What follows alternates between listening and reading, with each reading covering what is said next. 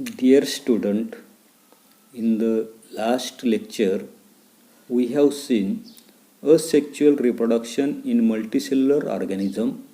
भूपेशी सजीवांमधील अलैंगिक प्रजननाचे प्रकार आपण त्या ठिकाणी पाहिलेत. त्याच्यामधला पहिला प्रकार आपण पाहिला फ्रॅगमेंटेशन, ज्याला आपण त्या ठिकाणी खंडीभवन होताना दिसतो. खंडीभवन त्या ठिकाणी म्हणताना दिसतो. हा त्या ठिकाणी स्पायरोगायरा जो आहे तर त्या स्पायरोगायरामध्ये त्या ठिकाणी आढळून येताना दिसतो. दुसरा प्रकार आपण पाहिला रिजनरेशन, ज्याला त्या ठिकाणी पुनर्जनन म्हणताना दिसतो. हा त्या ठिकाणी प्लॅनेरिया जे आहे तर त्या प्लॅनेरियामध्ये आपल्याला आढळून येताना दिसतो. तिसरा प्रकार आपण पाहिला बडिंग, ज्याला आपण त्या ठिकाणी मुकुलनायन्स त्या ठिकाणी म्हणताना दिसतो. मुकुलनायाच्या साह्यानं त्या ठिकाणी हायड्रा जे आहे तर त्या हायड्राचं त्या ठिकाणी अलैंगिक प्रजनन त्या ठिकाणी होताना दिसतं. चौथा प्रकार आपण पाहिला व्हेजिटेटिव्ह प्रोपोगेशन, म्हणजे शाकीय पुनर्जनन. याच्यामध्ये आपल्या लक्षात येताना दिसते बटाटा असेल, पानफुट्टी असेल, रताळा असेल, गाजर असेल, मुळा असेल, ऊस असेल, गवत असेल, या वनस्पतींचं असणारं जे काही प्रजनन जे आहे तर ते प्रजनन त्या ठिकाणी होताना दिसतं. त्याच्यानंतरचा पाचवा प्रकार आपण पाहिला स्पोर फॉर्मेशन, म्हणजे असणारे जे काही बीजाणू जे आहे तर त्या बीजाणूंची निर्मिती त्या ठिकाणी होताना दिसते आणि त्याच्यामार्फत त्या ठिकाणी ते असणारे जे काही सजीव जे आहे तर त्या सजीवांमधलं आपल्याला अलैंगिक प्रजनन जे आहे तर ते प्रजनन त्या ठिकाणी घडून येतात. त्याच्यानंतर शेवट आपण त्या ठिकाणी सेक्च्युअल रिप्रोडक्शन पाहिलं, म्हणजे लैंगिक प्रजनन त्या ठिकाणी पाहिलं. याच्यामध्ये आपण पाहिलं की लैंगिक प्रजनन जे आहे तर ते कायम दोन जनक पेशीच्या त्या ठिकाणी मदतीने होताना दिसतं. त्या दोन जनक पेशीस म्हणजे त्या ठिकाणी फिमेल गॅमॅटिज आणि मेल गॅमॅटिज, म्हणजे स्त्रीयुग्मक आणि पियुग्मक त्या ठिकाणी असतं. हे जे काही लैंगिक प्रजनन जे आहे तर त्या लैंगिक प्रजननामध्ये दोन मुख्य प्रक्रिया असतात. त्याच्यामधली पहिली प्रक्रिया आपण त्या ठिकाणी पाहिली होती गॅमेटी फॉर्मेशन, युग्मक निर्मिती. त्याच्यानंतरचा दुसरा प्रक्रिया त्या ठिकाणी आपल्याला त्या ठिकाणी या तासाला पाहिजे ती पाहिजे फर्टिलायझेशन, ज्याला आपण त्या ठिकाणी काय म्हणताना दिसतोय फलन जे आहे तर ते फलन त्या ठिकाणी म्हणताना दिसतो. पहा, a diploid zygote is formed in this process by union of haploid male and female gametes. म्हणजे ही जी असणारी जी काही प्रक्रिया ज्या आहे तर त्या या प्रक्रियेमध्ये स्त्रीयुग्मक आणि दुसरं आपल्याला सांगितलं पियुग्मक, म्हणजे त्या ठिकाणी haploid male and female gametes, म्हणजे त्या ठिकाणी स्त्रीयुग्मक आणि पियुग्मक या एकगुणी पेशी ज्या आहेत तर त्या पेशींचं काय होताना दिसतं युनियन, संयोग जो आहे तर तो संयोग होऊन आपल्याला एका द्विगणी म्हणजेच त्या ठिकाणी डिप्लॉइड युग्मनज झायगोट जो आहे तर त्या झायगोटची निर्मिती त्या ठिकाणी होताना दिसते. The zygote divides by mitosis and embryo is formed. आता या ठिकाणी पहा काय म्हटलेले, म्हणजे ही जी असणार जे काही झायगोट जो आहे युग्मनज जो आहे तर त्या युग्मनज त्या ठिकाणी डिव्हाइड होताना दिसतो, विभाजित त्या ठिकाणी होताना दिसतो. आणि एम्ब्रिओ म्हणजेच काय तर भ्रूण आभ्रक त्या ठिकाणी तयार होताना दिसतो. म्हणजेच त्या ठिकाणी आपल्या लक्षात येताना दिसते हा जो काही युग्मनज जो आहे झायगोट जो आहे तर त्या झायगोटचं सूत्री विभाजनानं विभाजन होऊन एम्ब्रिओ भ्रूण जो आहे तर तो भ्रूण त्या ठिकाणी तयार होताना दिसतो. The embryo develops to form new individual. आणि अशा प्रकारचा हा जो काही भ्रूण जो आहे तर त्या भ्रूणाची वाढ होऊन नवजात अशा प्रकारचा जीव जो आहे तर तो जीव काय होताना दिसतो तर त्या ठिकाणी तयार होताना दिसतो. Two parents, that is male parents and female parents are involved in this type of reproduction. हा जो काही प्रजननाचा असताना जो काही प्रकार जो आहे तर त्या प्रजननाच्या प्रकारामध्ये नरजनक, ज्याला त्या ठिकाणी आपण काय म्हटलेले मेल पॅरेंट्स, आणि दुसरं आपल्याला सांगितले फिमेल पॅरेंट्स, म्हणजे त्या ठिकाणी मादी जनक, अशा दोन जनकांचा सहभाग त्याच्यामध्ये त्या ठिकाणी असतो. Fusion of male gametes of male parents and female gametes of female parents occurs. याच्यामध्ये काय होतं नसते नरजनक जो आहे तर त्या नरजनकाचं पियुग्मक, तर मादी जनक जे आहे तर त्या मादी जनकाचं स्त्रीयुग्मक, या दोघांचं युनियन म्हणजे संयोग जो आहे तर तो संयोग त्या ठिकाणी होताना दिसतो. आणि due to this new individuals always has the recombine genes of both the parents. आणि याच्यामुळे काय होतं नसते तयार होणारा जो काही नवीन अशा प्रकारचा जीव जो आहे तर त्या जीवाकडे दोन्ही जनकांची रिकंबाईन म्हणजे विचरित अशा प्रकारची जनुकं जी आहे तर ती जनुकं त्या ठिकाणी असतात. आणि hence the new individual shows similarities with the parents for some characters and has some characters different than both parents.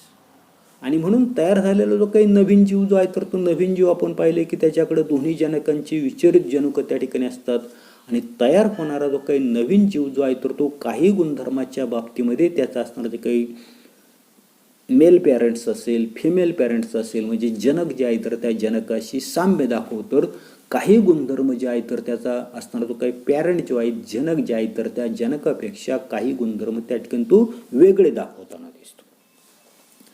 Diversity in living organisms occurs due to genetic variations. आता हे जे काही जननिक परिवर्तन जे आहे तर त्या जननिक परिवर्तनामुळे सजीव जे आहे तर त्या सजीवांमध्ये काय होतं नसते आपल्याला डायव्हर्सिटी म्हणजे विविधता जी आहे तर ती विविधता त्या ठिकाणी आढळून येताना दिसते. पुढे genetic variations helps the organism to adjust with the changing environment and thereby to maintain their existence. ही जी काही विविधता जी आहे तर त्या विविधतेमुळं सजीव जो आहे तर त्या सजीवास बदलतं असणारं जे काही वातावरण जे आहे तर त्या बदलत्या वातावरणाशी जुळवून घेण्यास आणि टू मेंटेन देअर एक्झिस्टन्स म्हणजे आपलं अस्तित्व टिकवण्यासाठी काय होतं नसते मदत जी आहे तर ते मदत त्या ठिकाणी करताना दिसते. आणि due to this plants and animals can save themselves from being extinct. आता एक्सटिंक्ट म्हणजेच काय नामशेष आणि याच्यामुळे काय होतं नसते वनस्पती आणि प्राणी एक्सटिंक्ट काय म्हणतील EXTINCT म्हणजे नामशेष होणे म्हणजे ही जे काही वनस्पती जे आहे तर त्या वनस्पती आणि प्राणी नामशेष होण्यापासून स्वतःच त्या ठिकाणी वाचू शकतात.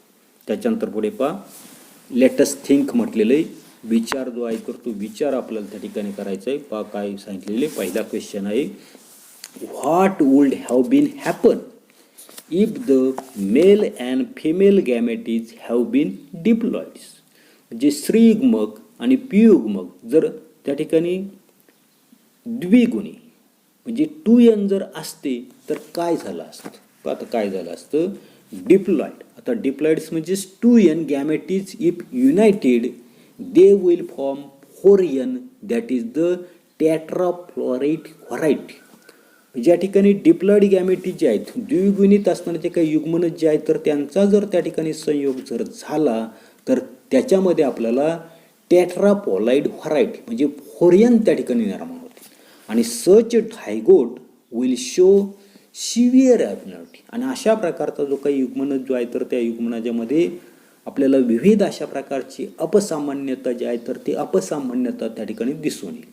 The chromosomes number will not be maintain. याच्यामध्ये असणारे जे काही गुणसूत्रांची असणारे जे काही संख्या जी आहे तर ती संख्यासुद्धा त्या ठिकाणी जेवढी असायला पाहिजे तेवढी त्या ठिकाणी असणार नाही.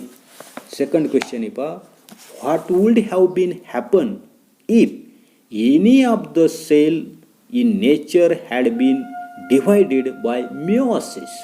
म्हणजे निसर्गामध्ये अर्धगुणसूत्री विभाजन पेशीनं विभाजित जर झाल्या नसत्या तर काय झालं असतं. काय सांगता येईल if meiosis does not happen the gametes produce will be diploid. म्हणजे त्या ठिकाणी अर्धगुणसूत्री विभाजनानं आपल्या लक्षात येत नसते युग्मनज जे आहे तर ते युग्मनज जर त्या ठिकाणी प्रोड्यूस जर झाला जर नसता तर काय झालं असतं तर त्या डिप्लॉइड्स असत्या म्हणजे 2n असते.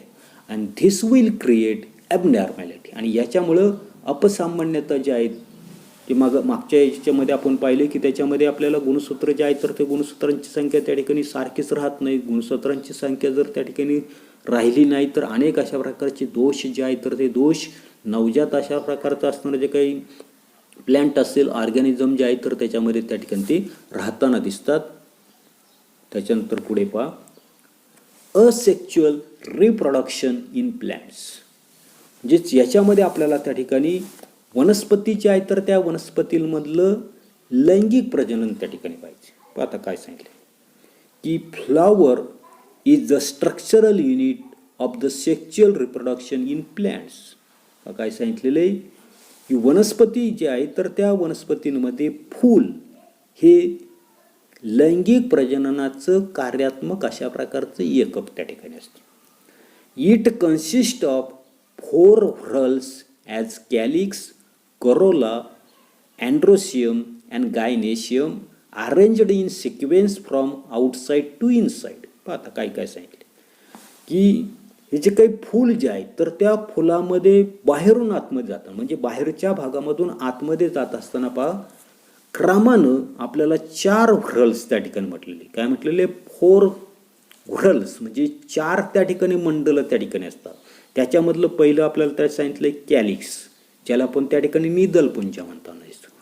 दुसरं सांगितलं आपल्याला करोला, ज्याला आपण त्या ठिकाणी दलपुंज त्या ठिकाणी म्हणतो. आपण आकृतीमध्ये त्या ठिकाणी ते पाहणार आहोत. त्याच्यानंतरचं पुढचं आहे तर त्या ठिकाणी अँड्रोशियम, ज्याला आपण त्या ठिकाणी पुमंग त्या ठिकाणी म्हणताना दिसतो. आणि चौथा आहे तर त्या ठिकाणी ते गायनोशियम. आता ही जी आहेत तर ते आपल्याला आकृती जी आहे तर त्या आकृतीमध्ये त्या ठिकाणी दाखवलेले आकृती जी आहे तर त्या आकृतीमध्ये आपल्याला त्या ठिकाणी ते पाहिजेत. पहिला भाग आपल्याला पाहिजे तो कॅलिक्स, ज्याला आपण त्या ठिकाणी काय म्हणतो नसतो, निदलपुंज त्या ठिकाणी म्हणतो नसतो. ग्रीन अशा प्रकारचा पार्ट जो आहे तर तो पार्ट त्या ठिकाणी आकृतीमध्ये त्या ठिकाणी आपल्याला दाखवलेला आहे. त्याच्यानंतरचा पुढचा आपल्याला सांगितलेलं आहे तर त्या ठिकाणी करोला.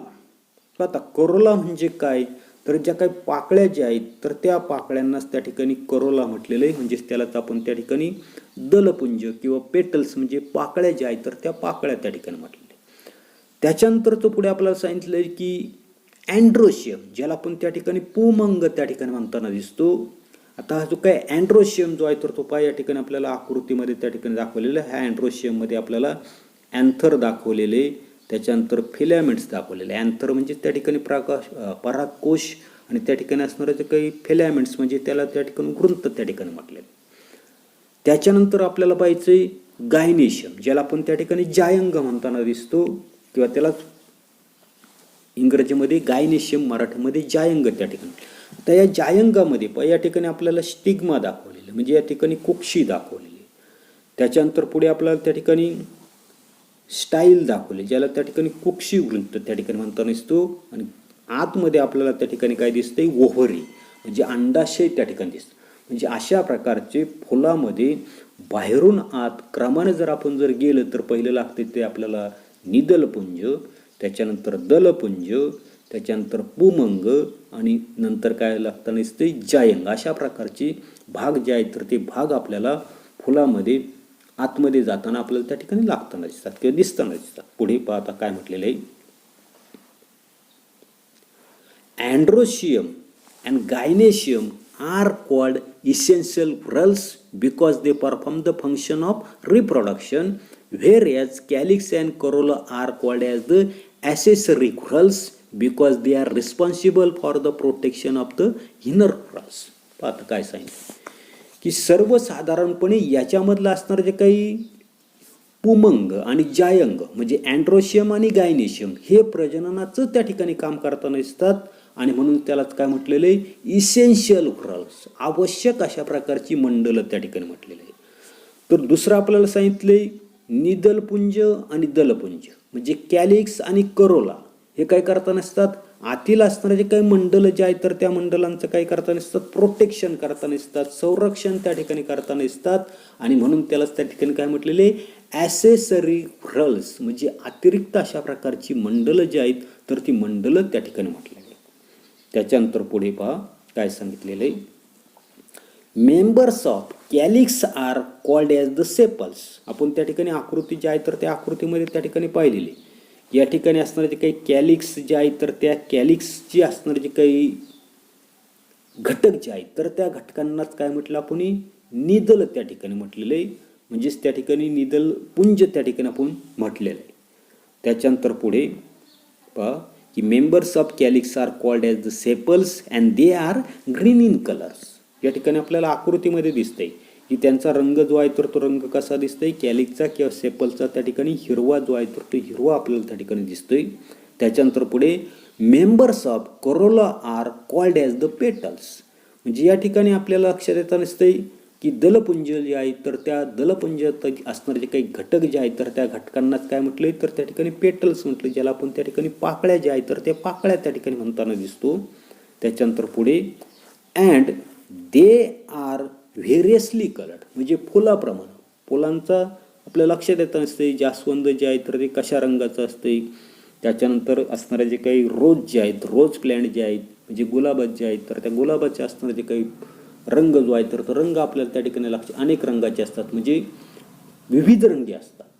याच्या काही पाकळ्या ज्या आहेत, पेटल्स जे आहेत किंवा करोला जो आहे तर तो प्रत्येक फुलाचा त्या ठिकाणी वेगळा असतो, म्हणून त्याला काय म्हटले व्हेरियसली कलर्ड त्या ठिकाणी म्हटलं. त्या ठिकाणी जी काही आकृती जी आहे तर त्या आकृतीमध्ये आपल्याला पपईची असतानाची काही फुलं जी आहेत तर ते फुलं त्याच्यामध्ये त्याच्यामध्ये मेल फ्लावर म्हणजे नर फुल आणि मादी फुल त्या ठिकाणी दाखवलेले आहे.